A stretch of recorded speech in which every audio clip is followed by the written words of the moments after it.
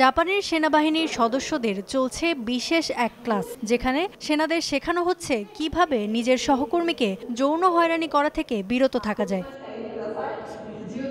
শুনতে অবাক লাগলেও এক দশকেরও বেশি সময় ধরে রণক্ষেত্রে শত্রুকে ঘায়েল করার বিভিন্ন কৌশলের পাশাপাশি দেশটির সেনাবাহিনীকে দেয়া হচ্ছে বিশেষ এই ট্রেনিংও। কিন্তু তারপরও সশস্ত্র বাহিনীর ভেতরে কমানো যাচ্ছে না যৌন হয়রানির ঘটনা। মূলত যোগাযোগের অভাবেই এ ধরনের ঘটনা ঘটে। বয়সের পার্থক্য ও আশপাশের পরিস্থিতি এই যোগাযোগের অভাবের কারণ হতে পারে, আর সেখান থেকেই তৈরি হতে পারে ভুল বোঝাবুঝি ও অপ্রীতিকর ঘটনা। অবশ্য এই প্রশিক্ষণকে নিয়েও আছে নানা বিতর্ক। প্রশিক্ষণ পদ্ধতি ও প্রশিক্ষকদের পেশাদারিত্ব নিয়ে আছে অনেক প্রশ্ন। অভিযোগ আছে প্রশিক্ষণে পরিচয় গোপন না করেই টানা হয় ভুক্তভোগীদের উদাহরণ। অন্যদিকে গোপন রাখা হয় হয়রানিকারীর নাম।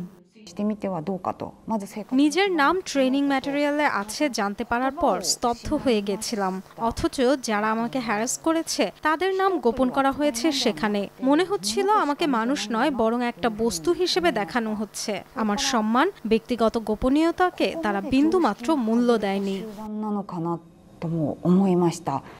ভুক্তভোগীদের অভিযোগ, যৌন হয়রানিমূলক আচরণের প্রতি প্রতিরক্ষা মন্ত্রণালয়ের চরম মাত্রায় সহনশীলতাই এ ধরনের ঘটনার পুনরাবৃত্তির মূল কারণ। মাঠ পর্যায়ে প্রশিক্ষণ কার্যক্রম ঠিকভাবে পর্যবেক্ষণ না করারও অভিযোগ আছে মন্ত্রণালয়ের বিরুদ্ধে। নিযুক্ত প্রশিক্ষকদেরও দেয়া হয় না কোনো রকমের ট্রেনিং। এ সংক্রান্ত গঠিত একটি প্যানেলও বলছে প্রশিক্ষণের বর্তমান কাঠামোটি অকার্যকর।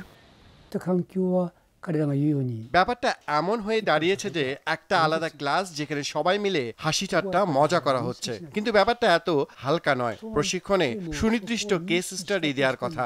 এ ধরনের ঘটনায় কি কি মামলা হতে পারে, সাজা কি আছে, এসব বিষয়ে খুব ভালো করে সতর্ক করতে হবে। জাপানে 2022 সালে নথিবদ্ধ করা হয়েছে প্রায় 200 যৌন হয়রানির ঘটনা। দিনকে দিন এ ধরনের ঘটনার বৃদ্ধিতে দেশটির সেনাবাহিনীতে কমেছে নারীদের যোগদান। বিভিন্ন জরিপ অনুযায়ী গেল বছর মিলিটারিতে নারী প্রার্থীদের আবেদনের হার কমেছে 12%।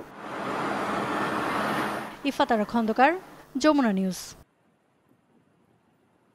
গরম গরম রুটি, সাথে সুজির হালুয়া, দুর্দান্ত জুটি। তবে জুটি জমাতে চাই তীর আটা ময়দার সুজি, কারণ তীর ছাড়া আমার চলেই না।